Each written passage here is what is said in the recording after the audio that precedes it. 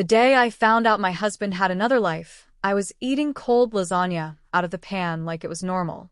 It was 2:07 a.m., and the microwave clock glowed a sickly green that made the whole kitchen feel like an aquarium. Outside our floor-to-ceiling windows, Miami was still awake, boats sliding like slow ghosts across Biscayne Bay, distant neons smearing the water, the city pretending sleep was optional. Ryan used to tease me about how I couldn't sleep unless he was home. He called it my security blanket problem. Then, over the past year, he started coming home later and later, and I started learning how to fold loneliness into neat little squares and tuck it away. Late meeting, he'd text.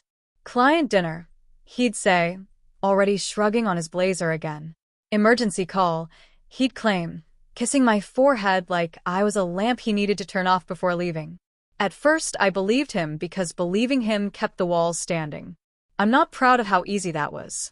I sat at the marble island in our high-rise condo, barefoot, hair twisted up with a pencil because I'd given up on effort sometime after midnight. The lasagna had congealed into a brick. The ricotta was grainy. The edges tasted like refrigerator. I ate it anyway because chewing gave my mind something to do besides wander. My phone was face down beside my fork, like a superstition. If I didn't look at it, maybe it couldn't deliver whatever was coming. A few hours earlier, I'd sent Ryan a message, just checking in. You okay? And watched it sit there with that small, cruel status delivered. Not read. Not answered. Just delivered, like a package tossed on a porch. I'd tried calling once. Straight to voicemail. That was new. I stared at the black glass of the phone like it might blink and become someone else's problem. Then I heard it. A vibration. Not a ring. Not my normal notification chime.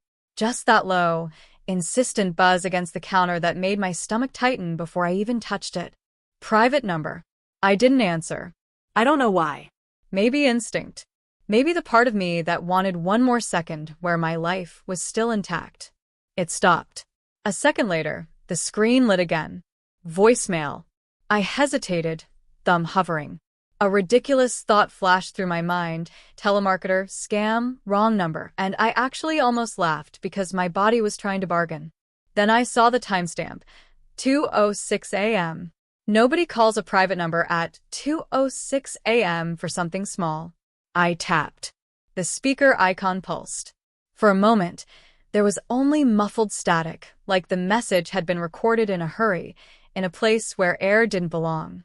Then a man's voice, tight and controlled, the way people sound when they're trying not to spill panic onto strangers.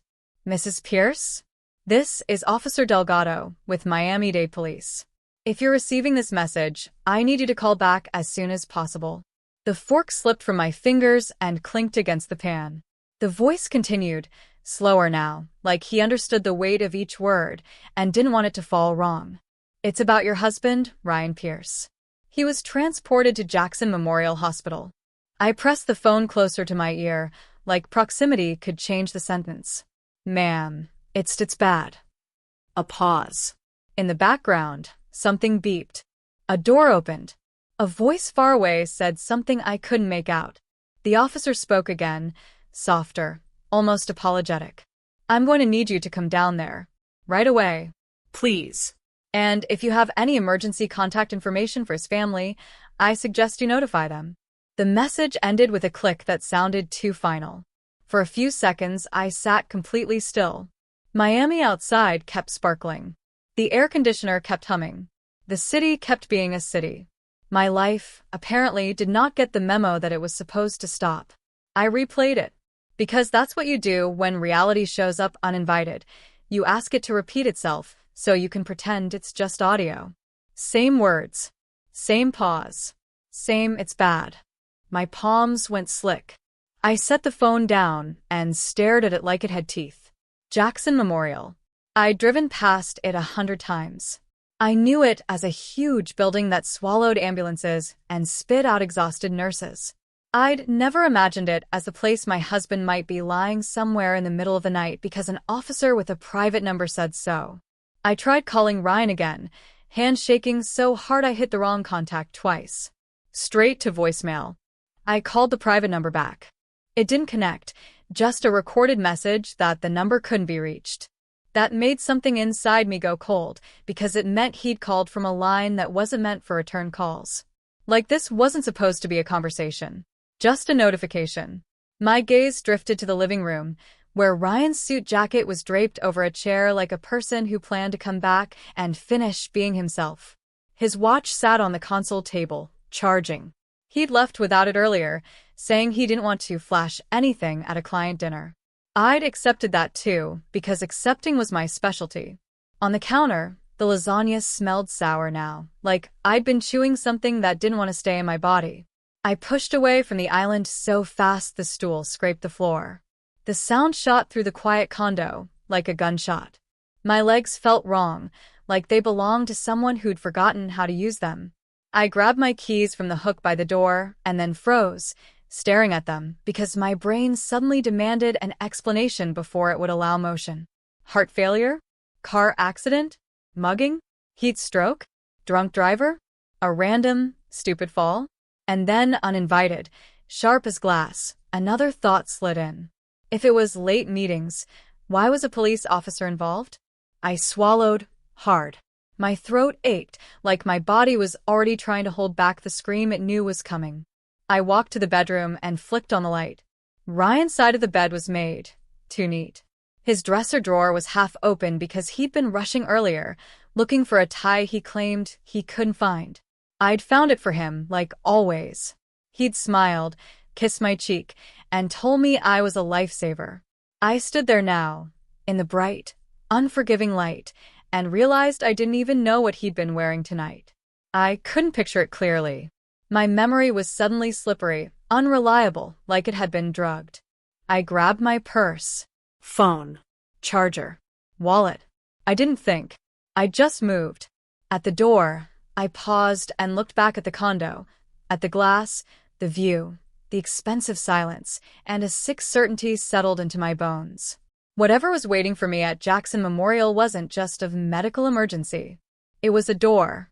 And once I stepped through it, I wasn't coming back to this version of my life.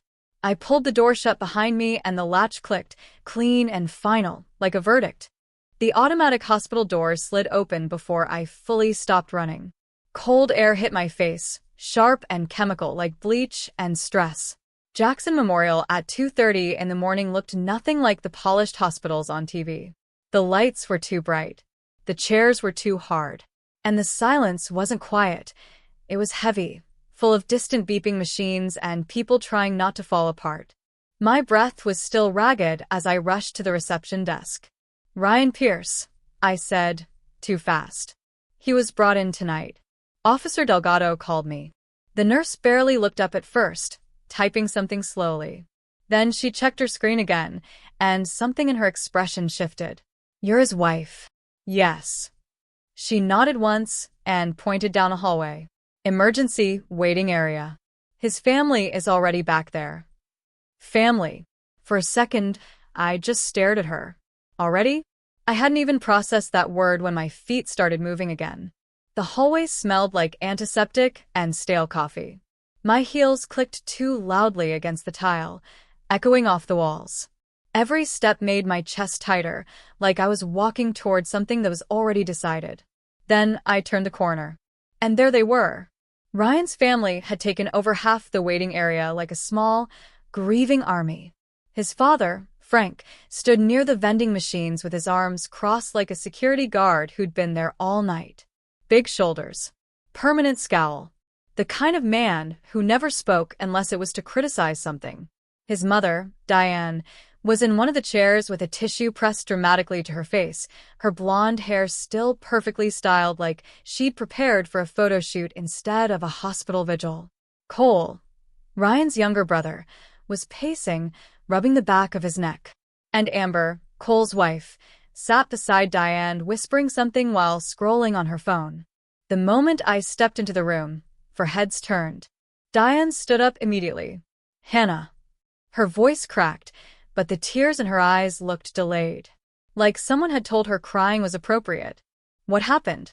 I asked, my voice already shaking. Did they say anything?" Instead of answering, Diane stepped forward and grabbed my hands. Her grip was tight. Too tight. "Oh, honey," she said softly. "We were wondering when you'd get here." "Wondering?" I blinked at her. Frank finally pushed off the wall and walked toward us, his heavy boots thudding against the floor. "You drove yourself?" he asked. "Yes," I said. "What's going on?" "Where's Ryan?" Cole stopped pacing. Amber lowered her phone. For a moment nobody answered. Then Diane squeezed my hands again and said something that made my stomach drop. "The doctors are still working on him." Still working on him. The phrase echoed in my head like a dropped plate. "Working on him how?" I asked. Frank exhaled slowly, like he was already tired of the conversation. "Heart," he muttered. "That's what the cop said." My throat tightened. "Heart." Cole nodded. "Massive something. Heart attack, maybe." They weren't clear. My mind struggled to fit those words around the image of Ryan leaving the condo earlier that evening, adjusting his tie in the hallway mirror. Ryan ran 3 miles every morning. Ryan lectured our friends about cholesterol. Ryan drank green juice like it was a personality trait. Ryan was 38. How did this happen? I whispered. Amber spoke for the first time. "Well," she said carefully, "the officer said there was some kind of disturbance call." Disturbance? I looked up. "What kind of disturbance?" Cole shrugged. "Probably nothing. Just where they found him." Found him. Each word they used felt slightly wrong. Slightly crooked.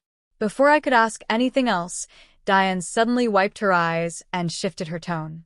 "Hannah, sweetheart, can we ask you something?" The question hit me like a small slap. "What?" Diane glanced at Frank. Frank glanced at Cole. Then Frank looked directly at me. "You're still carrying the sapphire card, right?" For a second, I genuinely thought I misheard him. "What?" "The credit card," Frank said, slower now, like I was the one being difficult. "The blue one, with the big limit." My brain struggled to connect the sentence to the moment. Ryan might be dying somewhere down the hall. And his father was asking about my credit card. Cole stepped closer. "We just figured," he said casually. "If things go, south, someone's going to have to handle arrangements." Arrangements. The word floated in the air between us like something rotten. Amber chimed in softly. "Funerals are expensive in Miami." I stared at them. Really stared. Diane squeezed my hands again, but this time I felt something new in the pressure. Expectation. "You always handle the finances," she said gently. "Ryan told us that." I felt the room tilt. "My husband is in the emergency room," I said slowly. Frank nodded. "Exactly." Cole rubbed his hands together. "So, we should probably start thinking ahead." Thinking ahead. I looked from one face to another. No one looked devastated. No one looked shocked. They looked prepared. Like they'd already moved 3 steps past grief and landed directly on logistics. And somehow, unbelievably, every one of those logistics pointed straight at my wallet. Diane leaned closer and lowered her voice. "You have a pretty high limit on that card, right, Hannah?" Something inside my chest shifted. Not grief. Not yet. Something colder. Because in that moment, standing in a hospital waiting room while machines beeped somewhere behind a curtain, I realized something terrifying. Ryan might not be the only thing in this family that had been lying to me. The waiting room clock clicked from 2:41 to 2:42. No one spoke for a minute. I slowly pulled my hands out of Diane's grip, my skin still warm where her fingers had pressed too hard. The silence stretched, but it didn't feel like grief. It felt like calculation. I had this strange sensation that I'd walked into a meeting halfway through. Then the double doors at the end of the hallway swung open. A doctor stepped out. Everyone in the room stood at once. He looked exhausted in that specific hospital way, wrinkled scrubs, tired eyes, the posture of someone who had already delivered too much bad news tonight. "Family of Ryan Pierce?" he asked. "That's us," Frank said immediately, already moving forward. I followed them down the hall like someone being pulled by gravity. The doctor stopped near a small consultation room and gestured for us to step inside. The space was tiny, 4 chairs, beige walls, and a box of tissues sitting in the middle of the table like a silent prediction. The doctor closed the door. "My name is Dr. Patel," he said quietly. His voice was calm, practiced. I hated it immediately. Doctors who sound calm usually already know how the story ends. Your husband was brought in by paramedics approximately 40 minutes ago, he continued, looking directly at me now. My hands were trembling again. He suffered what appears to be a massive cardiac event. Cardiac event. The clinical version of something catastrophic. We attempted resuscitation immediately upon arrival, Dr. Patel said. Our team worked for over 30 minutes. 30 minutes. That meant while I was sitting in my condo, eating cold lasagna. Ryan had been dying. My throat closed. Dr. Patel inhaled slowly. I'm very sorry, he said. There it was. The sentence that changes everything. We were unable to restore sustained cardiac function. The room went completely still. Diane gasped dramatically, one hand flying to her chest. Amber grabbed her arm like she'd been waiting for that exact moment. Cole looked down at the floor. Frank didn't move at all. And me? For a few seconds, I didn't feel anything. Not sadness. Not anger. Not even disbelief. Just emptiness. Like someone had turned off the power inside my body. Ryan was gone. My husband. The man I'd spent 11 years building a life with. The man whose jacket was still hanging over the chair in our condo. Gone. Dr. Patel continued gently. The damage to his heart was extensive. Even if we had regained a pulse, the likelihood of meaningful neurological recovery was extremely low. The words blurred together after that. Damage. Failure. Time of death. Somewhere beside me, Diane began crying louder now. Big, theatrical sobs into a tissue. Oh, my baby, she wailed. My poor baby. But even through the fog in my head, something strange pushed its way into my awareness. No one had asked how it happened. Not Frank. Not Cole. Not Amber. Not even Diane. They hadn't asked about the ambulance. Or the timeline. Or whether Ryan had been in pain. Nothing. Instead, Frank cleared his throat. So, he said to the doctor, voice steady, what's the next step here? The question landed wrong. Dr. Patel looked slightly surprised. Well, we'll need to transfer Mr. Pierce to the hospital morgue temporarily. The family can contact a funeral home when you're ready.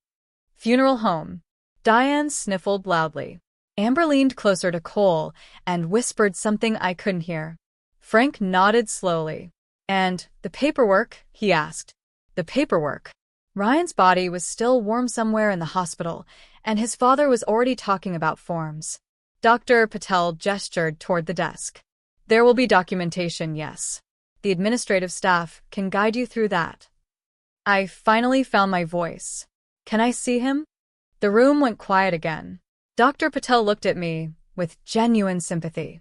Of course, he said softly. Diane's crying suddenly softened, like someone lowering the volume on a TV. Frank checked his watch. Cole rubbed his jaw. Amber shifted her weight. And that's when the strange feeling inside my chest grew stronger. Because while I was standing there trying to understand how my husband had disappeared from the world in the span of a phone call, every single person around me seemed focused on something else. Not Ryan. Not grief. Not shock. Just logistics.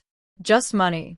Just the quiet, invisible calculation of what came next. Dr. Patel opened the door. I'll have a nurse take you back shortly, he said gently. As he stepped out, the room filled with a heavy silence again.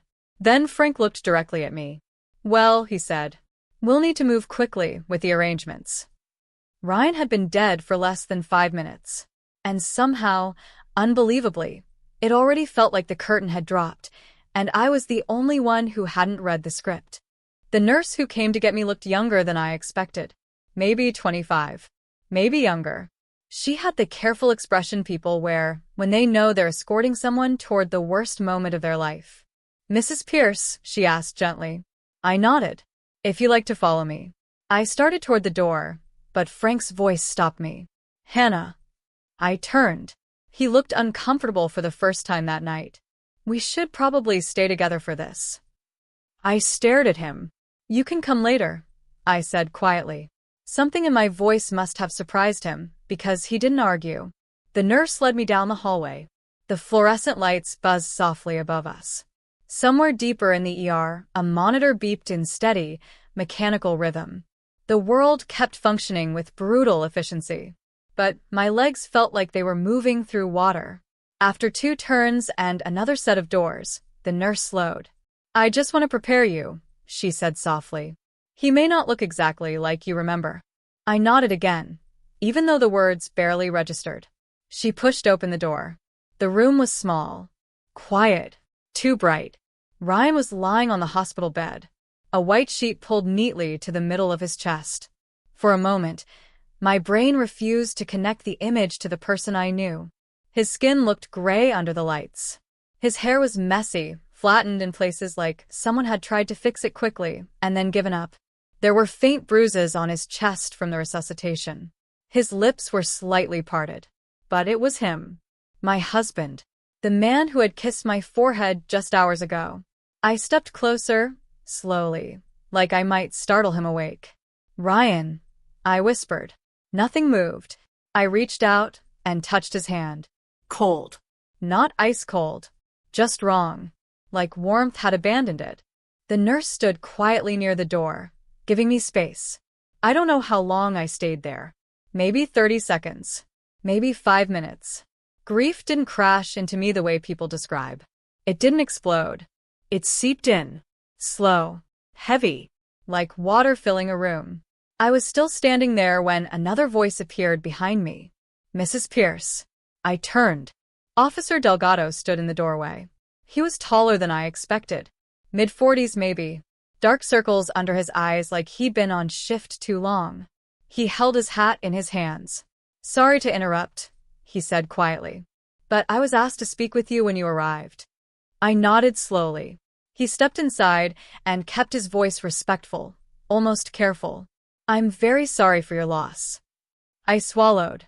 "Thank you." There was a pause. Then he cleared his throat slightly. "There are a few things I need to explain about where your husband was found." The sentence landed like a stone in my stomach. "Found." "Okay," I said. He glanced once at Ryan's body before continuing. "We responded to a disturbance call around 1:10 a.m. My fingers tightened slightly around Ryan's hand. "Disturbance where?" Delgado hesitated. "A roadside motel," he said. The words echoed strangely in the quiet room. A motel near the airport. My brain took a second to process that. Airport? Ryan didn't have meetings near the airport. What kind of disturbance? I asked slowly. Delgado shifted his weight. Neighbors reported yelling. Possible domestic argument. My heart thumped harder. And Ryan was there? Yes. The room suddenly felt smaller. He collapsed during the incident. Delgado continued. Paramedics were called immediately. Incident with who? The officer hesitated again. A woman, he said carefully. The word hit like cold water. A woman. Yes. I felt the floor tilt slightly beneath me. Delgado rubbed the back of his neck. She identified herself as his fiancée. The silence that followed was so sharp it almost hummed. Fiancé. My eyes drifted slowly back to Ryan's still face. My husband. My husband with a fiancé. That's not possible, I said quietly. The officer nodded once. I figured there might be some confusion. What happened to her? She left before we finished taking statements. Left. Just vanished. But she did say one thing, Delgado added. I forced myself to look at him again. What? He reached into a small evidence envelope and held up a thin plastic card. A motel key card. This was still in your husband's hand when paramedics arrived. The room suddenly felt very, very cold. And for the first time since the voicemail, grief took a step back.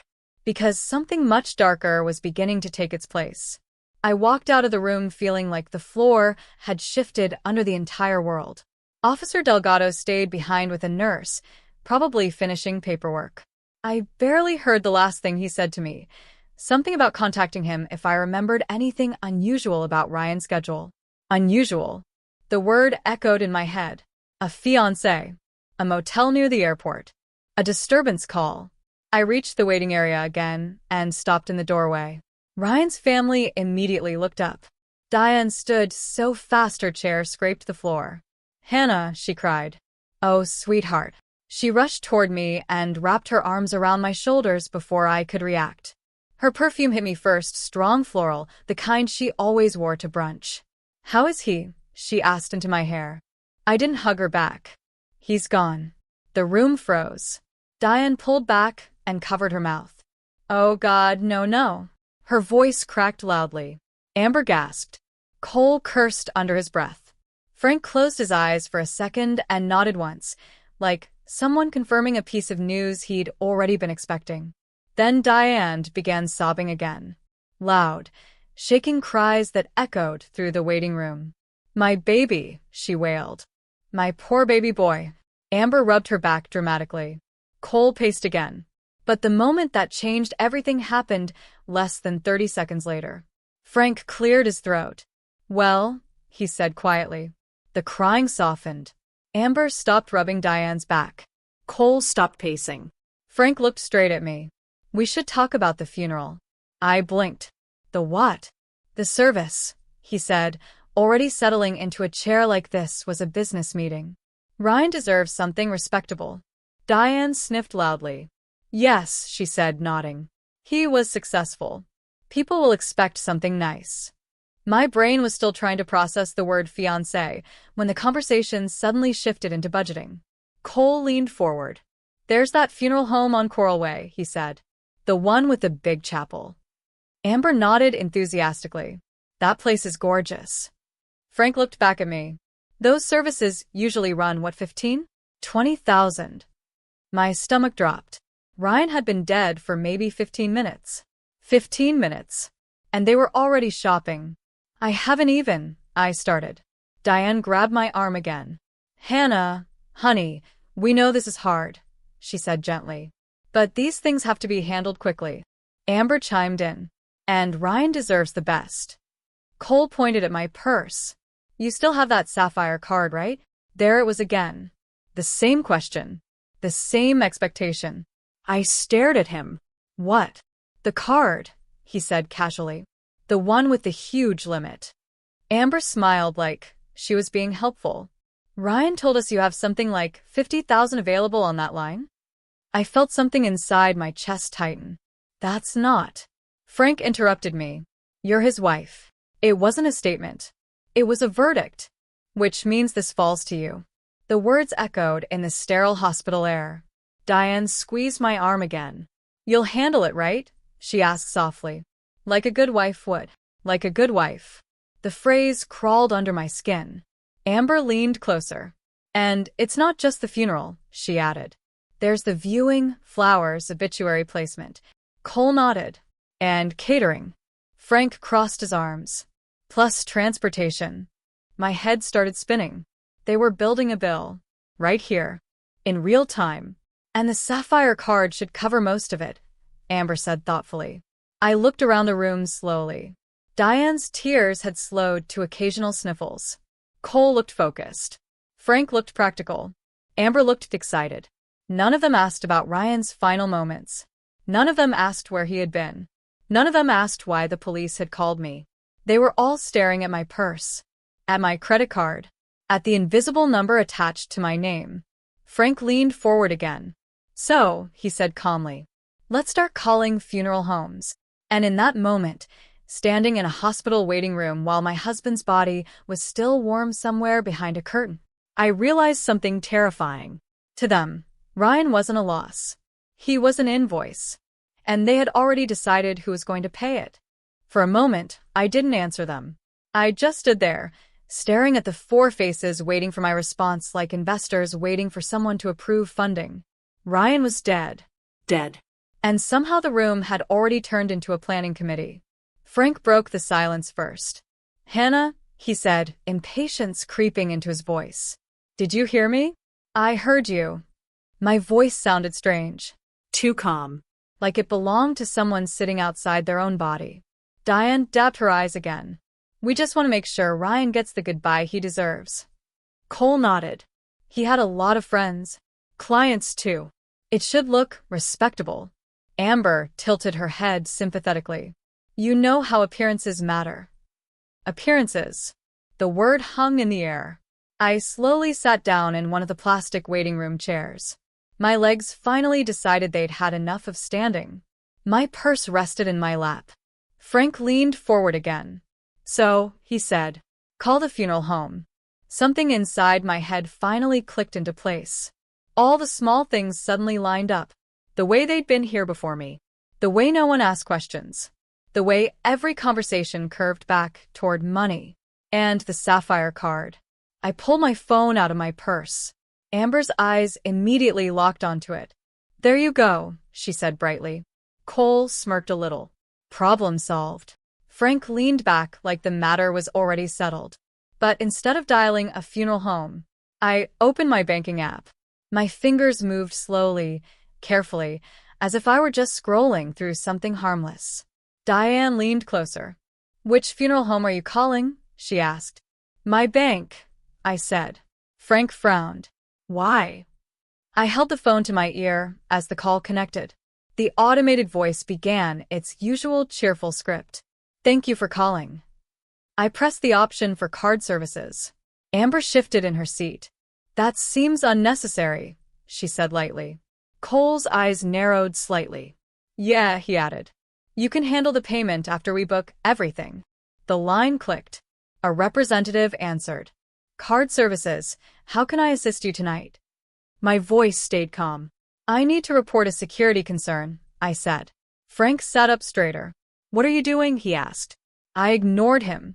There's a high-limit card under my name. I continued to the representative. I need it frozen immediately. Amber's head snapped toward me. What? Yes, I said clearly. Effective immediately. The representative began typing. Of course, ma'am. May I verify the last 4 digits? I read them off. Cole stood up now. Hannah, he said slowly. Why would you freeze the card? Frank's face darkened. This is not the time for games. The representative came back on the line. Your card has been temporarily disabled. No further transactions will be authorized. Thank you, I said, and ended the call. The silence that followed felt electric. Frank stared at me like I'd just slapped him. You just shut down the card? Yes. Cole ran a hand through his hair. Why the hell would you do that? Diane looked confused. But the funeral. Amber suddenly stood up. But we already told them you'd pay. The words burst out of her mouth before she could stop them. The room froze. Amber's eyes widened. Too late. Frank turned slowly toward her. You what? Amber's face went pale. We just called earlier to ask about pricing, she stammered. Cole's head snapped toward her. You said you were just getting information. Amber panicked. Mostly. Frank looked back at me. You promised a funeral home payment? I leaned back in the chair slowly. I didn't promise anyone anything. Amber's breathing got faster. They asked for a deposit, she blurted out. I just told them Hannah would handle it when she arrived. Cole stared at her. You gave them her name? Amber's voice shrank. Well, yes. I watched the realization ripple through the room. They hadn't just been planning. They had already started spending money in my name. Without asking. Without telling me. Frank's jaw tightened. Hannah, he said carefully, this is a misunderstanding. But the cold feeling inside my chest had turned into something sharper now. Because Amber had just exposed something important. They weren't reacting to Ryan's death. They had been preparing for it. And the bill had always been meant for me. The argument in the hospital waiting room kept spiraling, but I barely heard the last half of it. Amber was trying to explain. Frank was furious. Cole was blaming her. Diane had started crying again. Louder this time, like grief could cover the cracks that had just opened. But I wasn't really there anymore. Because one thought had pushed everything else aside. Ryan had a storage unit. He always called it his work overflow. A place for old files, spare office furniture, and marketing materials his company supposedly didn't have room for anymore. I had never questioned it. It had seemed harmless. Now nothing felt harmless anymore. By the time Frank turned back to demand another explanation from me, I was already standing. I'm going home, I said. Her head snapped toward me. What? Diane asked. Frank frowned. You can't just leave. Yes, I said quietly. I can. Cole gestured toward the hallway. Your husband is in the morgue right now. The sentence should have shattered me. But something colder had taken hold. I know, I said. Amber crossed her arms. So, you're just abandoning the funeral planning? The word abandoning almost made me laugh. I'm handling something, I said. Frank stood up. This family needs answers tonight. I grabbed my purse. And I need the truth. Then I walked out before they could stop me. The drive home felt unreal. Miami streets were still alive even at 3 in the morning. Neon lights, late-night taxis, people spilling out of bars like nothing in the world had changed. But inside my car, everything felt silent.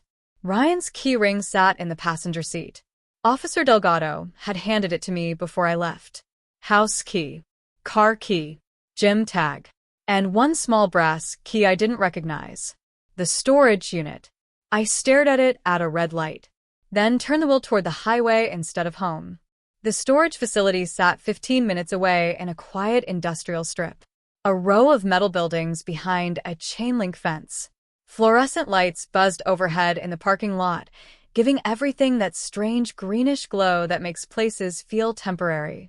I punched the access code Ryan had given me years ago. The gate rattled open. Inside, the rows of units stretched like metal hallways. Ryan's unit was near the back. Number B217. My hands were steady now as I stepped out of the car. That calm feeling again. The same calm that had settled over me when I froze the credit card. Like my brain had quietly switched modes. The brass key slid into the lock with a dull click. For a second I hesitated. Because some part of me still hoped this would all be stupid. Old office chairs. Boxes of paperwork. Nothing. Just boring, normal clutter. I rolled the door up. The metal screeched loudly in the quiet building. Then the contents came into view. And my stomach dropped. There were no office supplies. No desks. No marketing materials. Instead, the unit looked like someone had been living a second life out of plastic bins. 3 large storage tubs. A folding table. A small safe. And a stack of envelopes tied together with rubber bands. I stepped inside slowly. The first bin contained clothes. Men's shirts. Jeans. Shoes. But not Ryan's usual brands. Cheaper. Different style. Like a version of him built for somewhere else. The second bin made my chest tighten. Hotel toiletries. Travel-size bottles. Dozens of them. Neatly sorted. The third bin held papers. Lots of them. Receipts. Statements. Folders. I sat down at the folding table and started opening them one by one. The first stack was motel receipts. Dozens. Different dates. Same place printed across the top. Skypalm Motor Lodge, Airport District. The same motel Officer Delgado had mentioned. My hands moved faster now. More receipts. More dates. This hadn't been a one-time visit. It had been routine. Then I opened another envelope. Inside was a prepaid phone. Still sealed in plastic. My stomach twisted. A second phone. Of course. Next to it sat a folder labeled loan documents. I flipped it open. The first page made my blood run cold. Co-borrower authorization form. Ryan Pierce, primary applicant. And, underneath it, Hannah Pierce, co-borrower. My name. My full legal information. My signature line. Already filled out. Except I had never seen this document in my life. Someone had tried to attach debt to my name. Using my identity. Using my credit. Using the same financial profile Ryan's family had been so interested in tonight. I flipped through the rest of the folder. Loan application. Credit verification request. Projected payment schedule. $38,000. And, at the bottom of the last page, a name listed as secondary contact. Cole Whitaker. Ryan's brother. I sat there in the silent storage unit, surrounded by motel receipts, burner phones, and forged paperwork. And for the first time since the voicemail, the full shape of the truth started to emerge. Ryan hadn't just been cheating. Someone had been building a financial trap around me. And judging by the paperwork, It had already been in motion long before tonight. By the time I finished going through the storage unit, the sky outside had started turning gray. Morning was creeping in. I sat at the folding table surrounded by Ryan's secrets and felt something inside me settle into a hard, quiet certainty. This wasn't just cheating. This wasn't just a second phone and motel receipts. This was planning. The forged co-borrower form proved it. Someone had been preparing to attach nearly $40,000 of debt to my name. And the secondary contact listed on the paperwork, Cole, Ryan's brother. The same man who had been pacing the hospital floor talking about catering menus for a funeral that hadn't even happened yet. My stomach tightened, because now the hospital conversation sounded different. The urgency. The focus on my credit card. Amber blurting out that the funeral home had already been promised payment. They weren't just grieving badly. They were trying to keep the financial machine moving. And Ryan dying tonight had probably complicated their plan. I packed the papers back into the folder carefully. Then I took the folder with me. The motel receipts too. And the prepaid phone. Anything that looked like proof. When I rolled the metal door down, the sound echoed through the storage building like something final. I got home just before sunrise. The condo looked exactly the same as when I'd left it. Ryan's jacket still hung over the chair. His watch still glowed on the charger. The lasagna pan still sat on the kitchen island like evidence from another life. I stood there for a long moment. Then I opened my laptop. 3 things happened in the next hour. First, I transferred half the money from our joint account into a personal account Ryan didn't know existed. I had opened it months earlier after a small argument about finances that had left a strange taste in my mouth. At the time I told myself it was just caution. Now it looked like instinct. Second, I photographed every document from the storage unit. Every receipt. Every page of the loan paperwork. Every serial number on the burner phone. Copies saved to 3 different cloud drives. Third, I sent one short email to a lawyer I'd met through work 2 years earlier. Subject: urgent. Possible identity fraud. Then I finally sat down. The sun had started rising over the bay. Pink light spread across the water, reflecting off the glass towers across from ours. It should have been peaceful. Instead, the quiet made me uneasy. Because Ryan's family now knew one thing for sure. The credit card they expected to use was frozen, which meant their plans had just collapsed. And desperate people rarely stay quiet. I didn't have to wait long. At 6:12 a.m., someone pounded on my door. Hard. Not knocking. Pounding. I froze. Then another bang shook the door. Hannah. Frank's voice. Angry. We know you're in there. I stood slowly and walked toward the entryway. Another hit rattled the frame. Cole's voice joined him. You think you can just shut us out like that? Diane shouted something behind them. Amber's voice followed. My chest tightened. They had come straight from the hospital. I quietly opened a recording app on my phone. Then I approached the door. Frank slammed his fist again. Hannah, open this door right now. Instead, I pressed the intercom button. Yes. Silence for half a second. Then Frank's voice exploded through the speaker. There you are. You need to open this door. For what? I asked calmly. Cole answered this time. To talk. Amber added sharply. And to settle what belongs to Ryan. There it was. The real reason. Frank's voice lowered, colder now. That condo is Ryan's property too. You don't get to just lock us out. I let a small silence stretch. Everything they said was being recorded. Every threat. Every assumption. Every word. Then I said something very simple. I'm calling building security. Frank swore loudly. Cole banged on the door again. You can't hide in there forever. But the truth was, I didn't plan to stay. Because months ago, when Ryan's late meetings started becoming routine, I had made one quiet decision. Just in case. A tiny furnished sublet across the city. 1 room. Month-to-month lease. Signed under my middle name. I walked back into the bedroom and grabbed the small emergency suitcase I'd packed long ago, but never thought I'd actually use. Clothes. Passport. Documents. Cash. By the time security arrived downstairs, I was already leaving through the service elevator. No confrontation. No screaming match. Just a quiet exit. As the elevator doors closed, I listened to the muffled shouting echoing faintly through the hallway above. Ryan's family thought they were hunting me, but they had no idea. I had already disappeared. The sublet smelled like fresh paint and cheap coffee. It was a tiny studio above a closed laundromat in Little Havana. One window, one bed, a small table. Nothing fancy, nothing personal. Perfect for disappearing. I had been there less than 12 hours when my phone buzzed. Unknown number. For a moment I considered ignoring it, but instinct told me to answer. Hello.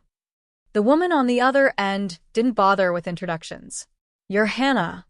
It wasn't a question. Yes. A pause. Then a sharp inhale, like someone bracing themselves. My name is Brittany. The name rang like a bell in the back of my mind. Officer Delgado's voice echoed in memory. A woman claimed she was his fiancée. My grip tightened on the phone. Brittany Lane, she added. There it was.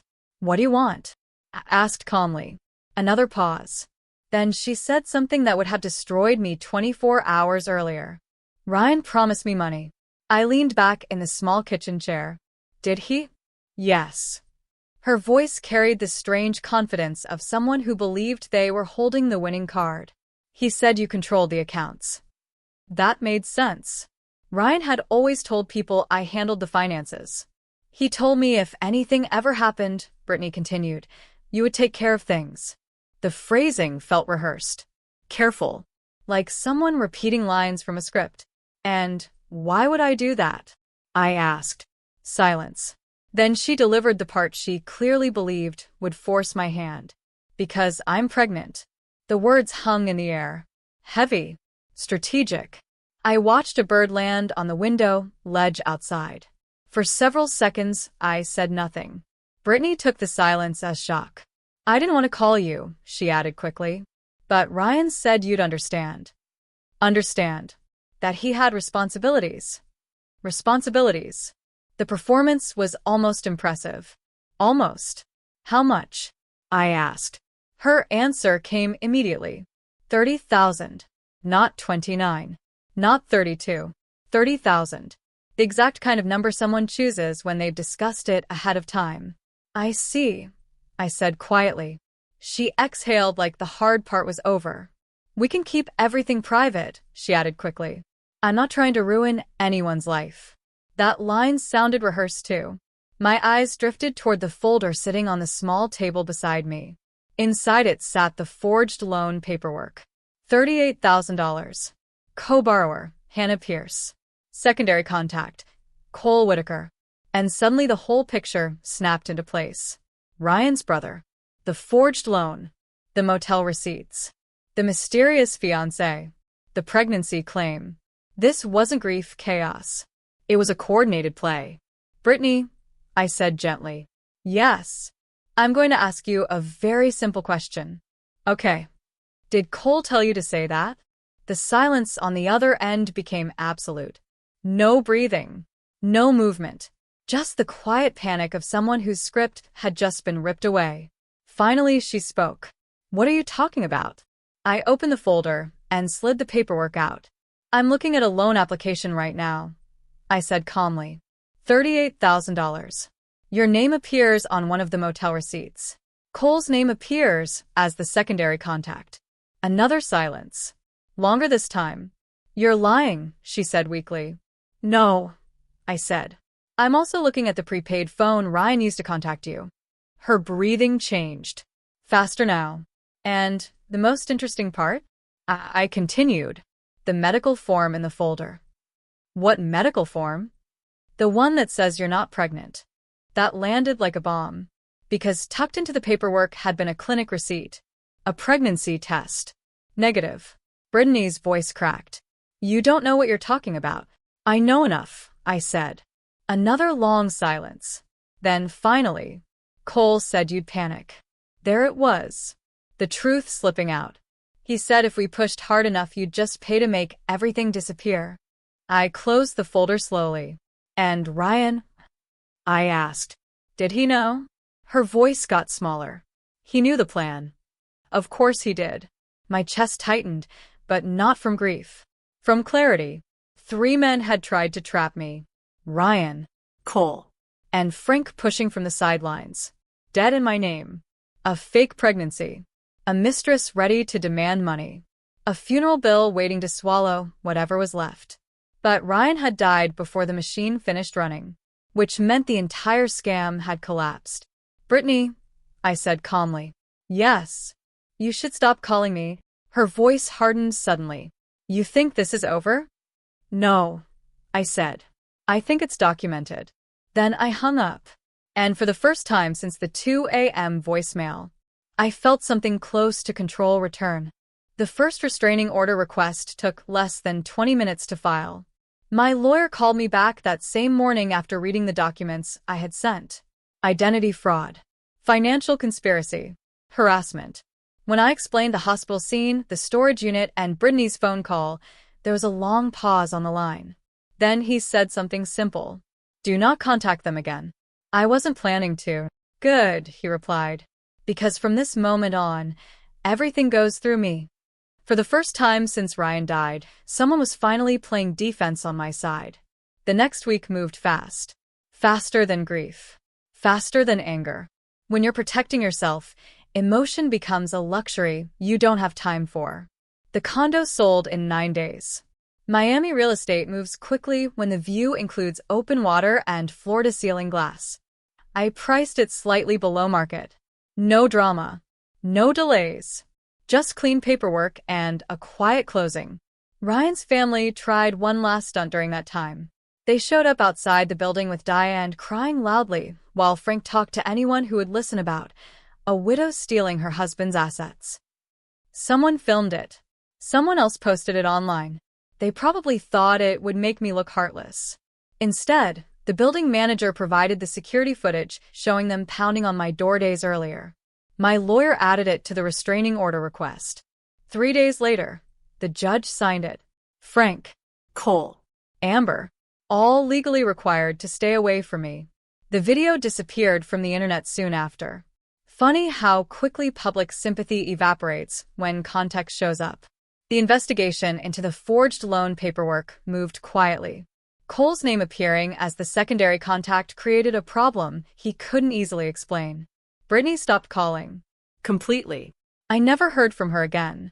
My lawyer suspected she realized the scam had collapsed and decided disappearing was the smartest option. Ryan's death had erased the centerpiece of their plan. Without him, the structure fell apart. Frank and Cole ended up fighting each other more than they fought me.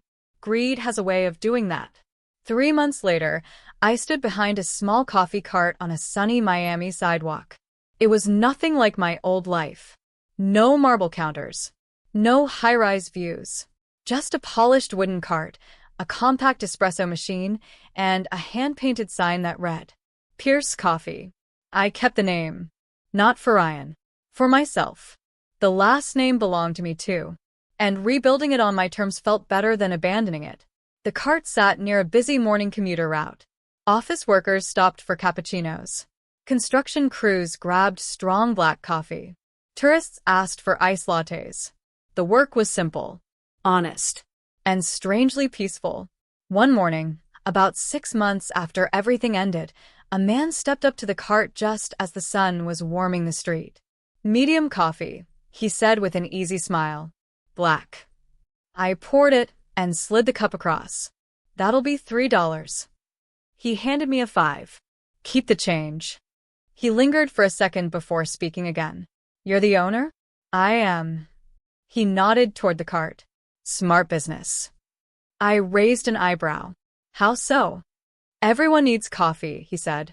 Especially people trying to start over. His name was Mason. He worked 2 blocks away at an architecture firm. Over the next few weeks, he became a regular. Always polite. Always calm. Never intrusive. He asked about the coffee beans. About the cart. About how I chose the location. But never about my past. Which turned out to be the most attractive quality of all. Eventually, one evening after closing, we walked down the street together. Nothing dramatic. Just conversation. Just quiet. I heard small updates about Ryan's family months later. Frank had gotten into legal trouble related to the attempted loan. Cole's marriage to Amber collapsed soon after. Money problems followed. The kind that happen when plans built on other people's credit suddenly disappear. But I didn't follow the details closely. Because revenge had stopped being interesting. Peace turned out to be much more valuable. Sometimes people ask if I hate Ryan, if I wish things had ended differently. The truth is simpler than that. Ryan made choices. So did his family. And those choices built a trap they expected me to fall into. Instead, the trap closed around them. I didn't destroy them. They destroyed themselves. And the morning sun still rises over Miami the same way it did the night I ate cold lasagna alone in my kitchen. The only difference now is that I wake up free.